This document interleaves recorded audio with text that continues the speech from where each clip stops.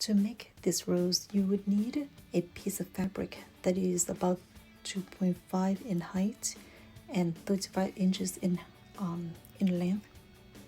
If you want to have a larger rose, all you have to do is increase in height and increase in length. That's all you need, and some thread and some needle. What I'm showing you here is a messy rose. Messy rose just means you do it is doesn't look perfect, but it looks pretty and natural. All you have to do is roll and pinch. You pinch the fabric and you just roll it into a rose. That's as simple as that. And when you see the center rise up, pat it down and keep on rolling. There's no right or wrong in doing this.